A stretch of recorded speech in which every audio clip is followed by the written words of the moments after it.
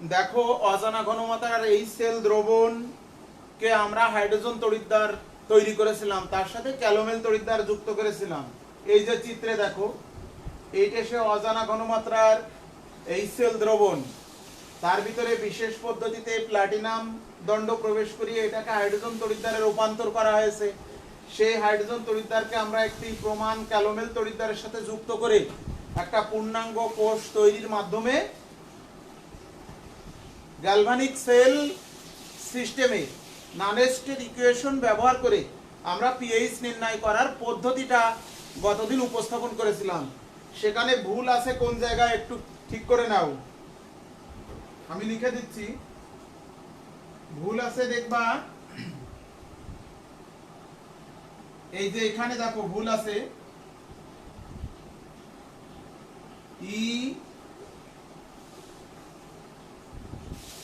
H2 থেকে H positive equal to E not H2 থেকে H positive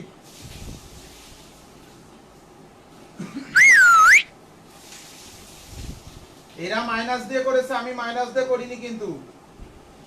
আমি sorry, অনেক সময় বইতে প্লাস দিয়ে করেছে, আমি প্লাস দিয়ে করিনি, আমি মাইনাস দিয়ে করেছি। RT বাই NF লন H পজিটিভ আয়নের ঘনমাত্রা এই স্কয়ারটা দেওয়া হয়নি, এই স্কয়ারটা দেওয়া হয়নি, নোটে ঠিক করে নাও। হাইড্রোজেন তো গ্যাসীয় অবস্থায় থাকে, তার ঘনমাত্রা মাপা যায় না, গ্যাসীয় অবস্থায় থাকলে তার আংশিক চাপ মাপা যায়। এখানে P সাফিক্স H2 এটা 1 atm, কারণ সব সময় যে কোনো হাইড্রোজেন তড়িৎদ্বারে 1 atm চাপে হাইড্রোজেনের গ্যাসের প্রবাহ চালনা করতে হয়। সে কারণে এই যে হাইড্রোজেনের যে আংশিক চাপ সেটা 1 atm এর বেশি হবে না। যে হাইড্রোজেন গ্যাস সব সময় প্লাটিনাম তড়িৎদ্বারে শোষিত অবস্থায় থাকবে, তার চাপ হলো 1 atm। এইখান থেকে ঠিক করে নাও, এটা তো 0 আমরা জানি, মাইনাস RT বাই, তার আগে কোষ বিক্রিয়াটা একটু উপরে লিখে নাও। তড়িৎদ্বার বিভব নিম্নরূপে লেখা যায়, এখানে কোষ বিক্রিয়াটি লেখো। তড়িৎদ্বার বিভব নিম্নরূপে লেখা যায়, এখানে কোষ বিক্রিয়াটি লেখো। কোষ বিক্রিয়াটা ছিল হাইড্রোজেন দুটো ইলেকট্রন ত্যাগ করে হাইড্রোজেন আয়নে পরিণত হয়। এই কোষ বিক্রিয়াটি না লিখলে আমি তো এটা লিখতে পারি না। এই কোষ অর্ধকোষ বিক্রিয়া, সরি কোষ বিক্রিয়া না, অর্ধকোষ বিক্রিয়া, অর্থাৎ এই যে অর্ধকোষটি তৈরি হলো অজানা ঘনমাত্রার এই সেল দ্রবণে প্লাটিনাম তড়িৎদ্বার নিমজ্জিত করে যে অর্ধকোষটি তৈরি হলো তার অর্ধকোষের বিক্রিয়া। তাহলে RT বাই এখানে 2F loan hydrogen ion square, এটা যেহেতু 1 লন 1 0 হয় সেজন্য ওটা বাদ হয়ে গেল। এই পাশে কোটেশন দিয়ে লিখি, দুটি ইলেকট্রন ত্যাগ হয়েছে, তাহলে n = 2, আর r এর মান আমাদের জানা 8.314 জুল পার কেলভিন পার মোল।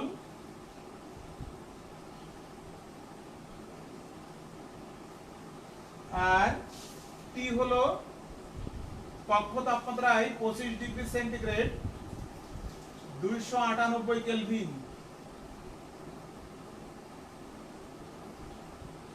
আর F হলো 96500, তাহলে মাইনাস 8.314 298 2 into 96500, লন থেকে লগে আসবো, তাহলে এর সাথে গুণ হবে 2.303 লগ হাইড্রোজেন আয়ন স্কয়ার।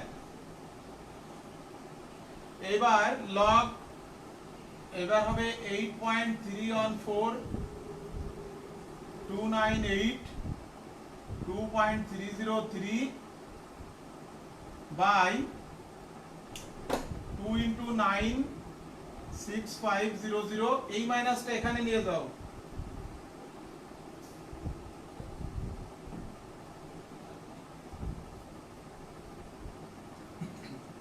এই টুটা এইখানে নিয়ে আসো। log x স্কয়ার সমান সমান কি 2 log x। তাহলে log হাইড্রোজেন আয়ন স্কয়ার সমান সমান ইজ 2 log হাইড্রোজেন আয়ন। এটা হলো pH আর এটা টোটাল ক্যালকুলেশন করলে 0.0592 pH। এই সামান্য ভুল ছিল, এখানে 96566 হয়ে গেছিল, 96500 হবে, এই স্কয়ারটা পড়ে গিয়েছিল। এই হলো ভুলটা, সংশোধন করে নাও তোমরা। অর্থাৎ আমাদের 10-এর উম নম্বর হয়েছিল। আজকে আমরা চলে যাব এক ধরনের বিশেষ কোষে। আমরা লেড অ্যাসিড কোষের গঠন ও কার্যপ্রণালী পড়েছিলাম। পৃথিবীতে বহুল ব্যবহৃত কোষ হলো লেড অ্যাসিড ব্যাটারি। এই লেড অ্যাসিড ব্যাটারির কিছু অসুবিধা আছে। এটা সাইজে অনেক বড়, তরল হিসেবে সালফিউরিক অ্যাসিড থাকে, এটা বহন করা কিন্তু একটু কষ্টকর। তবে গাড়ি, মনে করো বাস, ট্রাক, প্রাইভেট কার হোক বা বাড়িতে আইপিএস ব্যবহার করি, সেখানে ব্যাটারিগুলো নির্দিষ্ট জায়গায় থাকে। গাড়িতে একটা নির্দিষ্ট জায়গায় ব্যাটারি সিটের নিচেই থাকে, সমস্যা হয় না। কিন্তু তুমি ল্যাপটপ, কম্পিউটার বা অন্যান্য যান্ত্রিক সামগ্রী তুমি যেটা নিয়ে বহন করো, সেটাতে এই ব্যাটারি ব্যবহার করা কিন্তু বেশ কষ্টকর হয়ে পড়ে। তাছাড়া এখানে প্রতিনিয়ত কিন্তু নির্দিষ্ট সময় অন্তর ওই অ্যাসিডে পাতিত পানি যোগ করতে হয়। অ্যাসিডের আপেক্ষিক গুরুত্ব বেড়ে গেলে চার্জিং ক্ষমতা চেঞ্জ হয়, এটা একটা ঝামেলার বিষয়। তারপরেও পৃথিবীতে বহুল ব্যবহৃত কোষ কিন্তু এটা। তো এই সব অসুবিধার কথা মাথায় রেখে শুষ্ক কোষ হিসেবে আরেকটি রিচার্জেবল অত্যাধুনিক কোষ বিজ্ঞানীরা তৈরি করেছেন, যেটা আমরা ব্যবহার করি আমার ল্যাপটপে, আমার কম্পিউটারে, আমার মোবাইল ফোনে, ইভেন আমি যে চার্জার গাড়িটি চালাই ওখানেও কিন্তু এই ব্যাটারি শুষ্ক কোষ। সেখানে তরল হিসেবে কোনো অ্যাসিড নেই, অর্থাৎ তরল হিসেবে কোনো পদার্থ নেই, তাহলে এটা রিস্কটা কম।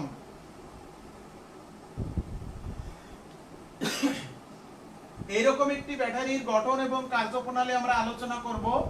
ব্যাটারিটি হলো লিথিয়াম আয়ন ব্যাটারির গঠন ও কার্যপ্রণালী।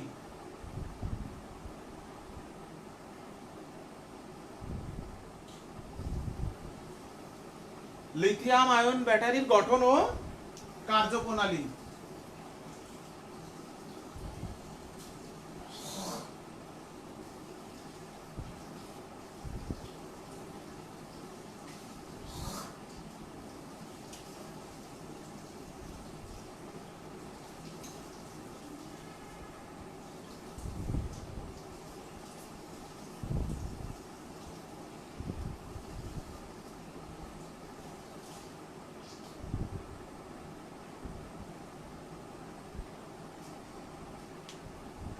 লিথিয়াম আয়ন ব্যাটারির গঠন ও কার্যপ্রণালী, এটা দেখো 31 নম্বর পেজে আছে।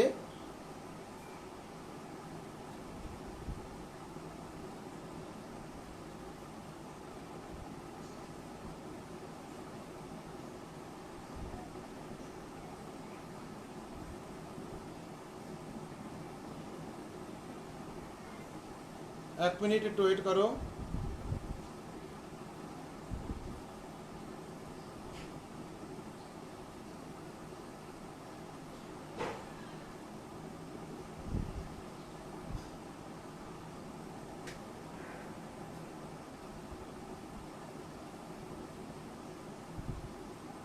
এক মিনিট।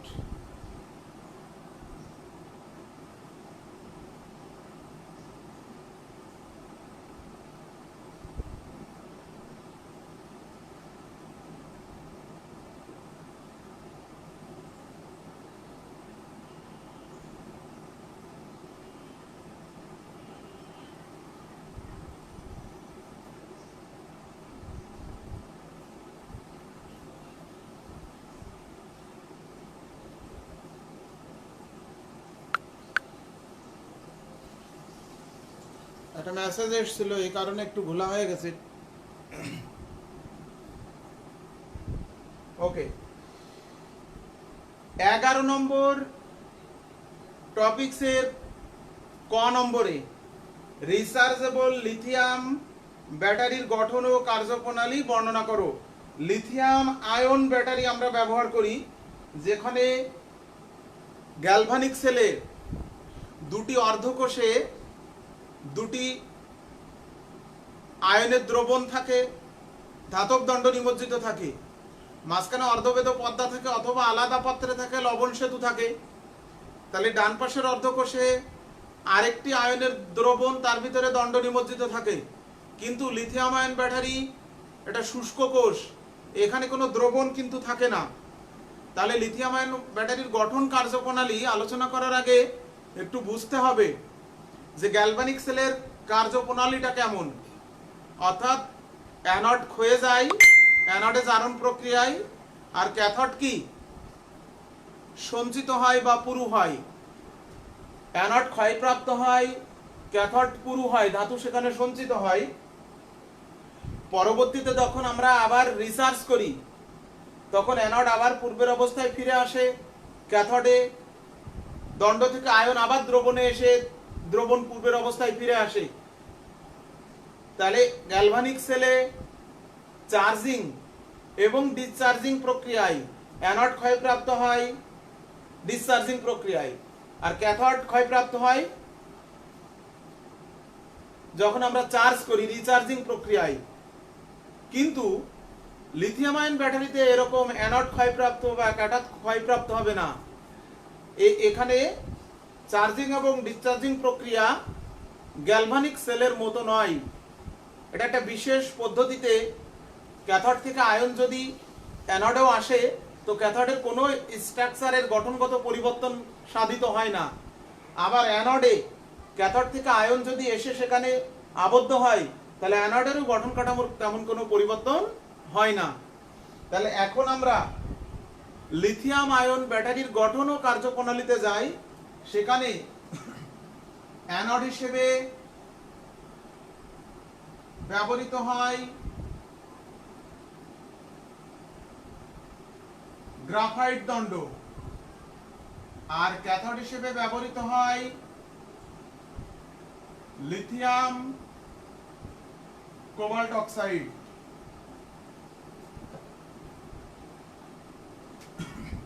এটা অ্যানোড, এটা ক্যাথোড। আর এই মাঝখানে আয়ন চলাচলের জন্য ইলেকট্রোলাইটি পদার্থ থাকে।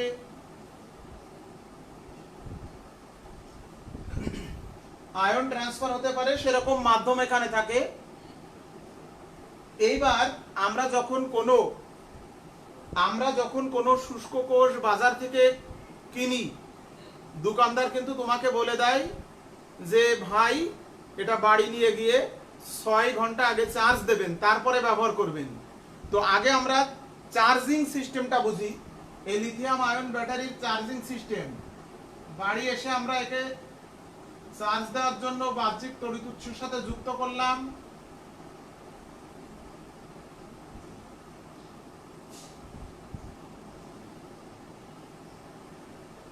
তাহলে কি হবে দেখো, অ্যানোডের দিকে ইলেকট্রন প্রবাহিত হবে। তাহলে অ্যানোডে চার্জের সময়, চার্জ কালে অ্যানোডে কি ঘটবে? অ্যানোডে এই যে C6 কেন লিখেছি, গ্রাফাইট ষড়ভুজাকৃতির ক্লাস কাঠামো বা ষড়ভুজাকৃতির জালিকা হিসেবে থাকে। অ্যানোডে এক সংখ্যক ইলেকট্রন আসবে, এই যে ইলেকট্রন আসছে সেই ইলেকট্রনকে ব্যালেন্স করার জন্য এক সংখ্যক লিথিয়াম আয়ন, এই যে ক্যাথোড থেকে এক সংখ্যক লিথিয়াম আয়ন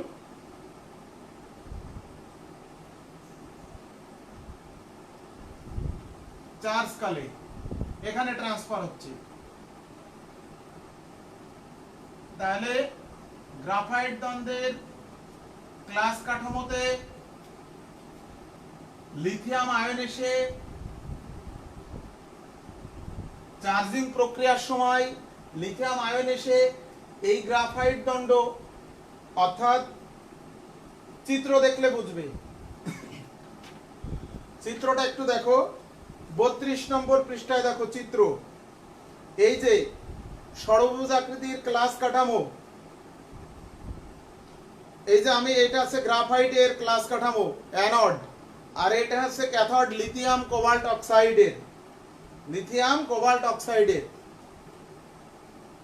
তাহলে সেই লিথিয়াম কোবাল্ট অক্সাইড থেকে লিথিয়াম আয়ন, যেহেতু আমরা চার্জ দিচ্ছি, অ্যানোডের সাথে ঋণাত্মক প্রান্ত যুক্ত আছে, লিথিয়াম আয়ন এইদিকে ট্রান্সফার হয়ে এখানে অবস্থান নেবে, গ্রাফাইট দণ্ডের ক্লাস কাঠামোতে এটা অবস্থান নেবে। আর চার্জ কালে ক্যাথোডে কি হবে দেখো, ক্যাথোডে লিথিয়াম কোবাল্ট অক্সাইড থেকে, যেহেতু পজিটিভ প্রান্তের সাথে যুক্ত করা আছে, এইদিকে ইলেকট্রন যাবে, কিন্তু x সংখ্যক ইলেকট্রন ওখান থেকে মাইনাস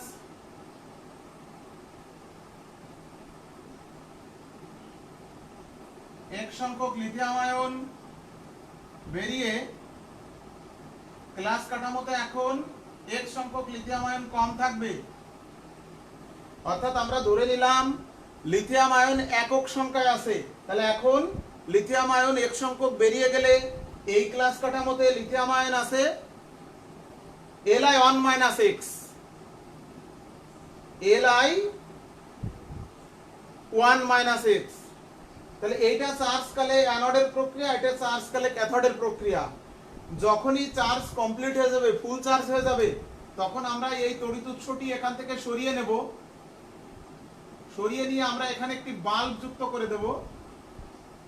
তখন এই বাল্বটি কিন্তু জ্বলবে, তখন বাম থেকে ডাইনে ইলেকট্রন প্রবাহিত হবে।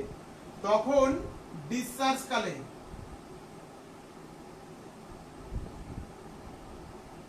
অ্যানোডে কি ঘটবে, উল্টো বিক্রিয়া ঘটবে। অর্থাৎ যে লিথিয়াম আয়নগুলো গ্রাফাইট কাঠামোতে অবস্থান করেছিল, তারা এখন ইলেকট্রন রেখে ত্যাগ করে বেরিয়ে যাবে।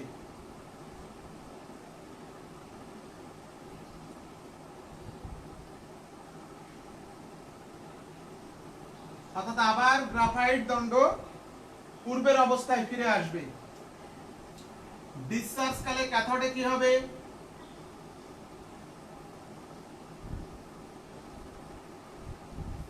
ডিসচার্জ কালে ক্যাথোডে মানে এই যে ডিসচার্জ কালে এখান থেকে লিথিয়াম আয়ন আবার এখানে ফিরে যাবে।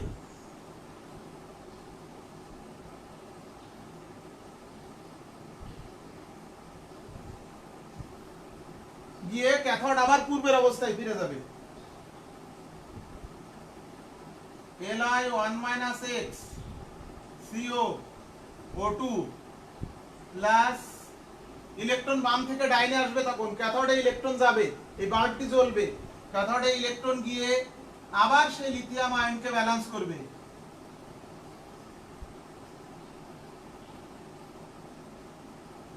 LiCO2 তে পরিণত হবে। তাহলে এইটা হলো দেখো যে চার্জ কালে বিক্রিয়া, চার্জ কালে ক্যাথোডে বিক্রিয়া। 1 আর 2 যোগ করে দাও, পূর্ণ কোষ বিক্রিয়া পাবে। 1 + 2 যোগ করে দিলে কি হয় দেখো, C6 প্লাস LiCO2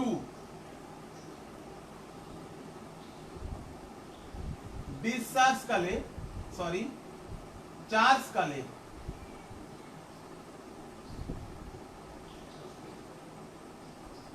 কালে কি হচ্ছে, C6 LiX আর 1 - x CO2, আর এটা হলো ডিসচার্জ কালে।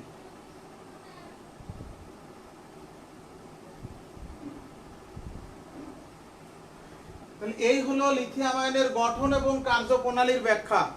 অর্থাৎ চার্জ কালে অ্যানোডে যে পরিবর্তন আসছে, ডিসচার্জ কালে কিন্তু তার বিপরীত প্রক্রিয়া সংঘটিত হচ্ছে। অর্থাৎ যখন আমরা চার্জ দিচ্ছি গ্রাফাইট কাঠামোতে লিথিয়াম আয়ন যে অবস্থান গ্রহণ করছে, আর যখন আমরা ডিসচার্জ করছি তখন ওই লিথিয়াম আয়নগুলো আবার কিন্তু বেরিয়ে গিয়ে লিথিয়াম কোবাল্ট অক্সাইড যে ক্যাথোডের কাঠামো সেখানে অবস্থান গ্রহণ করছে।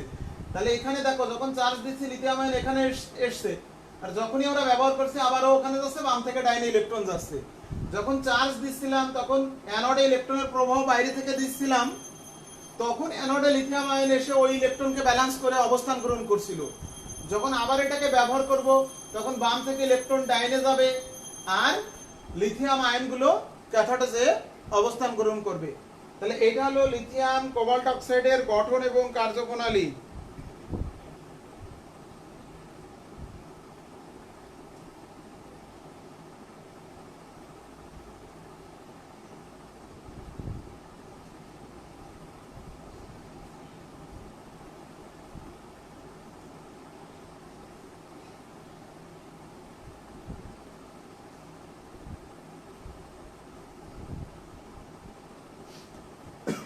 এরপরে আমাদের পড়ার বিষয় কি আছে দেখো, আমরা এই যে কোষগুলো নিয়ে আলোচনা করলাম, গ্যালভানিক সেল, তারপরে তোমাদেরকে পড়তে বলেছিলাম শুষ্ক কোষ,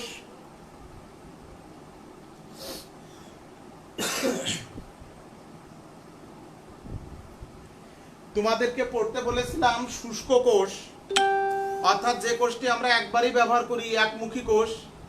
আবার আমরা পড়লাম লেড অ্যাসিড ব্যাটারি, যেটা একটি রিচার্জেবল কোষ।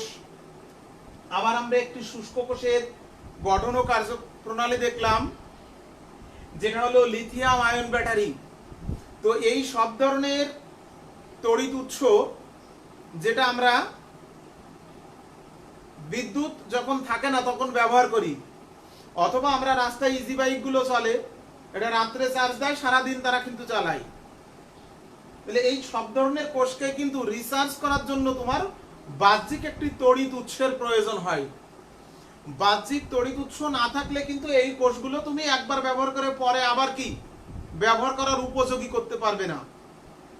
তাহলে এমন কিছু পরিবেশ, এমন কিছু সিচুয়েশন আছে যেখানে বাহ্যিক তড়িৎ উৎস নেই, তাহলে সেখানে কিন্তু এই কোষগুলো কিন্তু আমি একবারের বেশি ব্যবহার করতে পারবো না। তাহলে এমন সিস্টেম করা যায় কিনা যে কন্টিনিউয়াসলি সেখানে বিদ্যুৎ প্রবাহ বিদ্যমান থাকবে, অর্থাৎ আমি সবসময় বৈদ্যুতিক শক্তি ব্যবহার করে কাজ করতে পারবো। এরকম এক ধরনের কোষ বিজ্ঞানীরা আধুনিক কালে আবিষ্কার করেছেন, সেটা হলো ফুয়েল সেল, অর্থাৎ জ্বালানি কোষ। জ্বালানি যদি অটো সরবরাহ থাকে তাহলে বিদ্যুৎ প্রবাহ কিন্তু সবসময় বজায় থাকবে, রিসার্চ করার প্রয়োজন হবে না। এখন তুমি বলবে যে স্যার এই জ্বালানি তো ফুরায়ে যেতে পারে, আমরা এমন জ্বালানি ব্যবহার করব যে অল্প জায়গায় হিউজ পরিমাণে জ্বালানি সেখানে বিদ্যমান থাকবে। অর্থাৎ আমরা যখন মহাকাশযানে বৈদ্যুতিক শক্তি ব্যবহার করতে চাই, সেখানে তো রিসার্চের ব্যবস্থা নেই, সেখানে তো আমার ইলেকট্রিসিটি নেই যে আমি রিসার্চ করে নিলাম। বা মহাসমুদ্রে যেখানে তোমার ইলেকট্রিক কেবল নেই, সংযোগ নেই, সেখানে আমরা কিভাবে ব্যবহার করব? তুমি বলতে পারো স্যার সৌরশক্তি ব্যবহার করব। সৌরশক্তি অল টাইম পাওয়া যায় না, আবার সৌরশক্তিটাকে কাজে লাগাতে গেলেও তোমার সেই রিচার্জেবল সেল কিন্তু লাগে, একটা যান্ত্রিক সিস্টেম লাগে, ডিভাইস লাগে। তাহলে আমরা এই এখন ফুয়েল সেলের গঠন এবং কার্যপ্রণালী আলোচনা করব। ফুয়েল হিসেবে এমন পদার্থ ব্যবহার করব যাকে অল্প জায়গায় হিউজ পরিমাণে জ্বালানি আমরা সেখানে সংকুচিত অবস্থায় রাখতে পারি, যেটা অনেক দিন অবধি ব্যবহার করা যাবে। এইরকম একটি ফুয়েল সেল বিজ্ঞানীরা আবিষ্কার করেছেন, যেটার নাম হলো hydrogen fuel cell.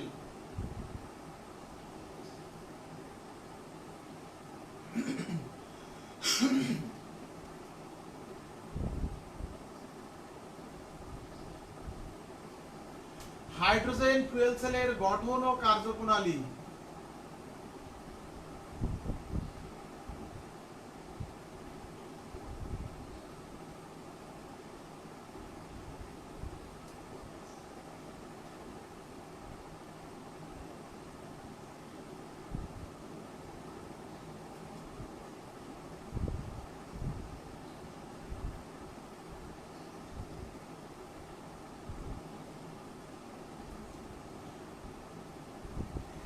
Hydrogen fuel সেলের গঠন ও কার্যপ্রণালী। হাইড্রোজেন ফুয়েল সেলে অ্যানোড হিসেবে বা ক্যাথোড হিসেবে প্লাটিনাম বা গ্রাফাইট দণ্ড ব্যবহার করা হয়। আর এখানে আয়ন চলাচলের জন্য প্রোটন এক্সচেঞ্জ মেমব্রেন বা পর্দা বা বিভিন্ন ধরনের ইলেকট্রোলাইটিক পদার্থ ব্যবহার করা হয়, যার মধ্যে দিয়ে আয়ন চলাচল করতে পারে। অ্যানোড, ক্যাথোড, এটাও প্লাটিনামের তার বা গ্রাফাইট দণ্ড, এটাও প্লাটিনামের তার বা গ্রাফাইট দণ্ড।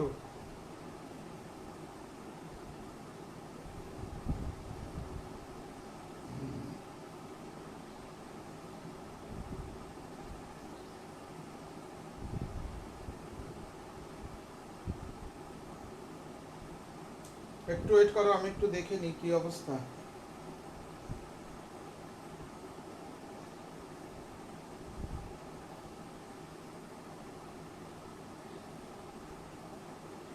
এখানে অ্যানোডে জ্বালানি হিসেবে ফুয়েল হিসেবে হাইড্রোজেন গ্যাস ব্যবহার করা হয়, আর ক্যাথোডে জ্বালানি হিসেবে অক্সিজেন বা অক্সিডাইজিং এজেন্ট ব্যবহার করা হয়।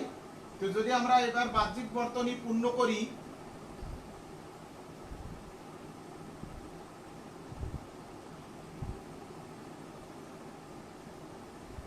বাম থেকে ডাইনে ইলেকট্রন প্রবাহিত হবে কিভাবে? অ্যানোডে হাইড্রোজেন ইলেকট্রন ত্যাগ করে হাইড্রোজেন আয়নে পরিণত হয়, আর ক্যাথোডে অক্সিজেন সেই ইলেকট্রন গ্রহণ করে অক্সাইড আয়নে পরিণত হয়।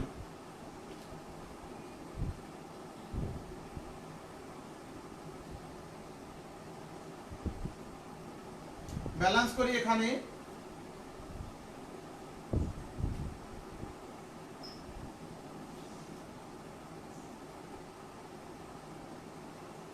তাহলে অ্যানোড এবং ক্যাথোডের পূর্ণ কোষ বিক্রিয়া কি? অ্যানোডে জ্বালানি হাইড্রোজেন ইলেকট্রন ত্যাগ করে, আর ক্যাথোডে অক্সিজেন সেই ইলেকট্রন গ্রহণ করে। তাহলে বাম থেকে ডাইনে ইলেকট্রন প্রবাহ চলতে থাকে। যতক্ষণ না জ্বালানি শেষ হবে ততক্ষণ পর্যন্ত কিন্তু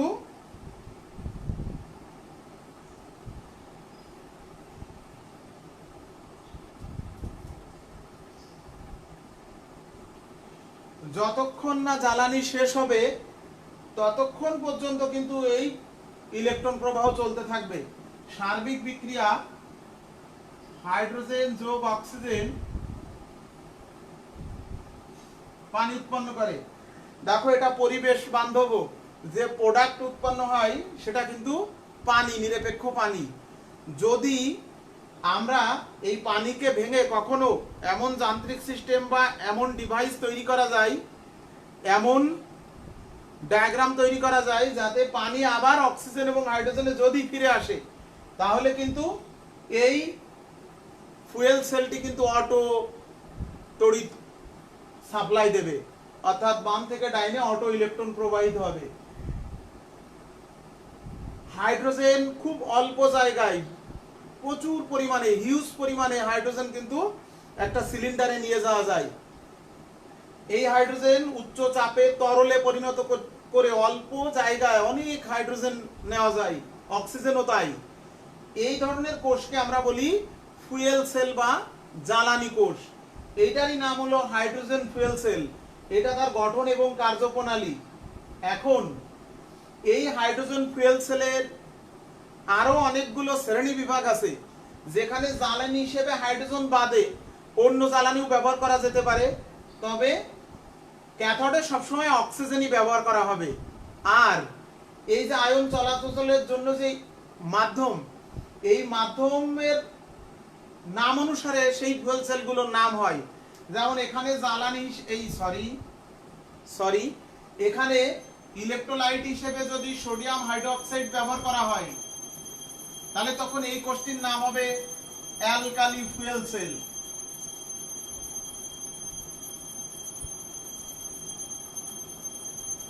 অ্যালকালি ফুয়েল সেল।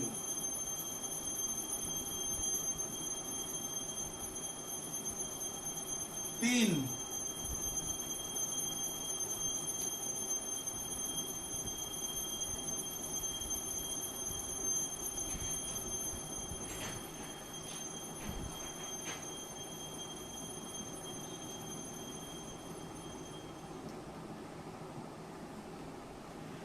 আবার এখানে যদি আমরা অক্সাইড, কঠিন অক্সাইড, তখন তার নাম হবে কঠিন oxide fuel cell.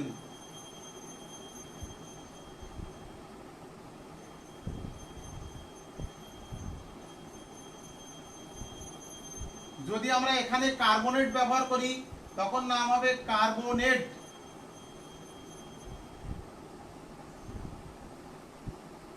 Fuel cell.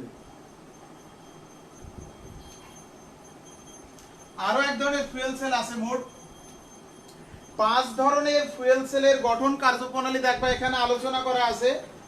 মূল কিন্তু তোমার এই হাইড্রোজেন ফুয়েল সেল। এই হাইড্রোজেন ফুয়েল সেলের গঠন ও কার্যপ্রণালী এটাই বেশি আসে পরীক্ষায়।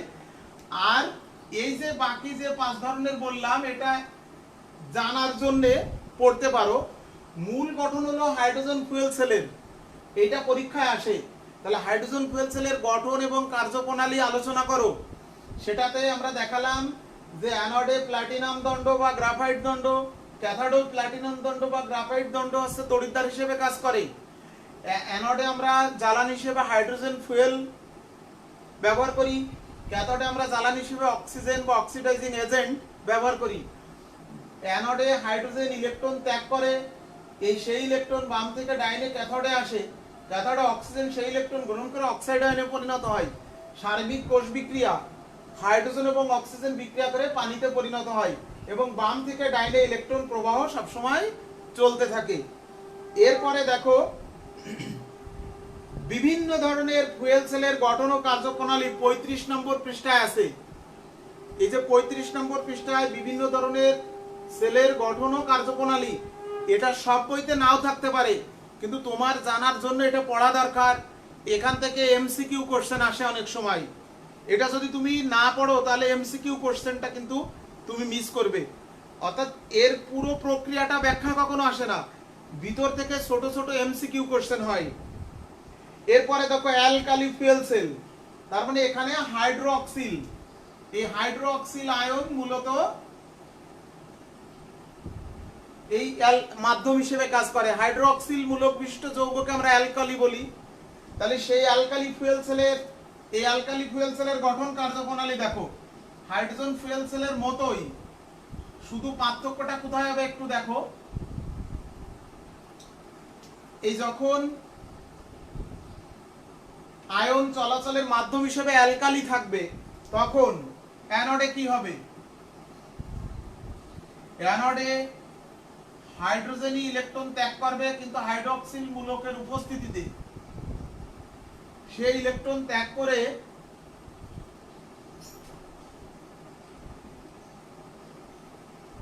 এই ইলেকট্রন ত্যাগ করবে। আমি আরো ভালো করে লিখি যে এই ইলেকট্রন ত্যাগ করে হাইড্রোক্সিল মূলকের উপস্থিতিতে। তাহলে এ ত্যাগ করে H পজিটিভ হয়, হাইড্রোক্সিলের সাথে মিলে পানি হয়ে যায়। এখন যদি ব্যালেন্স করি আমরা, তাহলে এই যে 4টি ইলেকট্রন ত্যাগ করলো 4টে হাইড্রোক্সিল মূলকের সাথে 4 অণু পানি তৈরি করলো, এটা হচ্ছে অ্যানোডের বিক্রিয়া। আর ক্যাথোডে কি হবে? ক্যাথোডে অক্সিজেন ইলেকট্রন গ্রহণ করবে, কিন্তু উপস্থিত থাকবে অ্যানোডে উৎপন্ন ওই পানি, পানির উপস্থিতিতে ইলেকট্রন গ্রহণ করে 4OH নেগেটিভ আয়নে পরিণত হবে। তাহলে সার্বিক বিক্রিয়া কি হলো? কোষ বিক্রিয়া। কোষ বিক্রিয়া হলো এই যে এটা কেটে গেল, এই 2 আর এই 4 বিয়োগ করলে তার মানে সেই কোষ বিক্রিয়া কিন্তু একই হলো। কোষ বিক্রিয়া কিন্তু হাইড্রোজেন ফুয়েল সেলেও যে কোষ বিক্রিয়া সার্বিক, এখানেও কিন্তু সেই একই। পার্থক্যটা কোথায়? ইলেকট্রোলাইট পদার্থ হিসেবে আয়ন চলাচলের মাধ্যম হিসেবে যদি অ্যালকালি থাকে তখন এই ফুয়েল সেলটির নাম হয় অ্যালকালি ফুয়েল সেল। রিঅ্যাকশন সেই একই রকম। যদি মাধ্যম হিসেবে দেখো এর পরেরটা, যদি মাধ্যম হিসেবে গলিত কার্বনেট অর্থাৎ ক্যালসিয়াম কার্বনেট, সোডিয়াম কার্বনেট, এরা গলিত অবস্থায় কার্বনেট আয়ন থাকবে সেই মাধ্যমে। এখানে যদি গলিত কার্বনেট থাকে,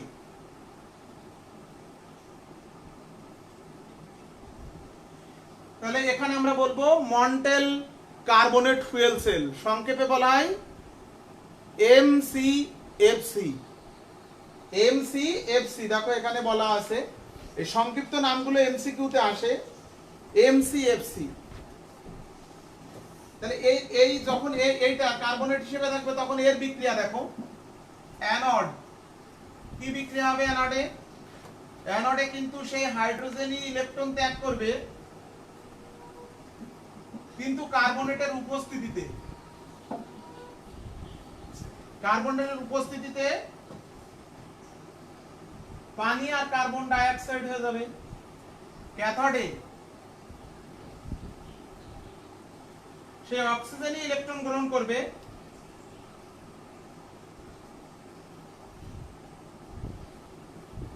কিন্তু ওই যে কার্বন ডাই অক্সাইড উৎপন্ন হয়েছিল ওর উপস্থিতিতে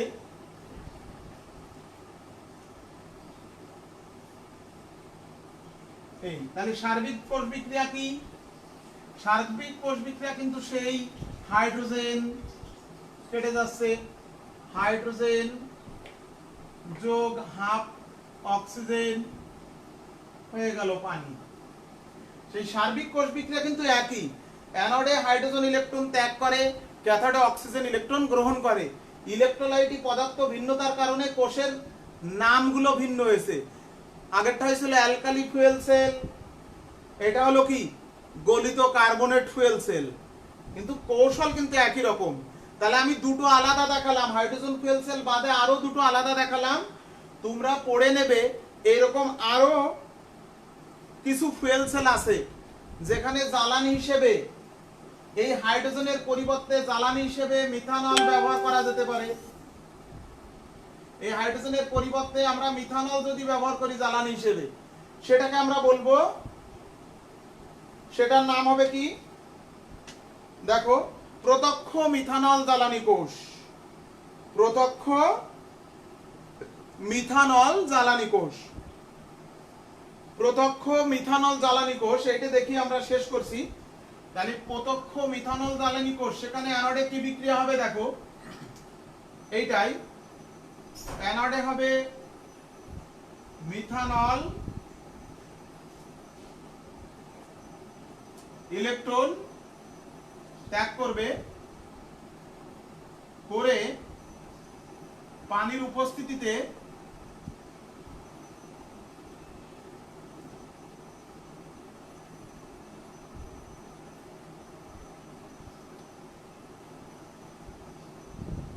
এখানে তো কার্বনেট নেই, তখন অন্য ইলেকট্রোলাইটি পদার্থ আছে, তা মিথানল কার্বন ডাই অক্সাইডে পরিণত হবে ইলেকট্রন ত্যাগ করে, প্লাস এইচ পজিটিভ। ব্যালেন্স করতে গেলে এখানে 6টা ইলেকট্রন আর এখানে 6H পজিটিভ। আর পানি তাহলে কয় অণু? পানি এখানে 3 4 ঠিক আছে। আর ক্যাথোডে কি হবে? অক্সিজেন ইলেকট্রন গ্রহণ করবে, অক্সিজেন সেই ইলেকট্রন গ্রহণ করবে, 6টি ইলেকট্রন গ্রহণ করতে গেলে লাগবে কয় মোল? 3/2 ইলেকট্রন গ্রহণ করে পানিতে পরিণত হবে, 6H পজিটিভ। তাহলে সার্বিক বিক্রিয়া প্রত্যক্ষ মিথানল জ্বালানি কোষের সার্বিক বিক্রিয়া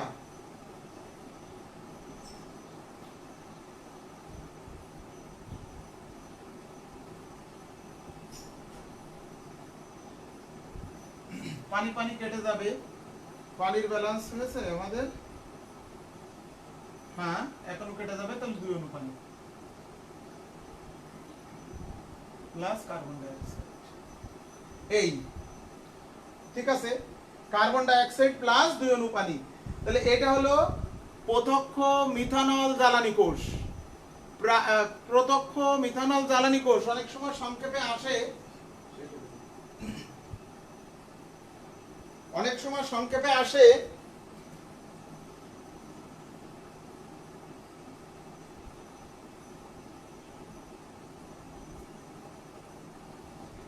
যে এমসিকিউতে কোশ্চেন আসে, এরকম কোশ্চেন আসে যে পি ডিএমএফসি বলতে কি বোঝো, ডিএমএফসি কি, এরকম আসলো ডিএমএফসি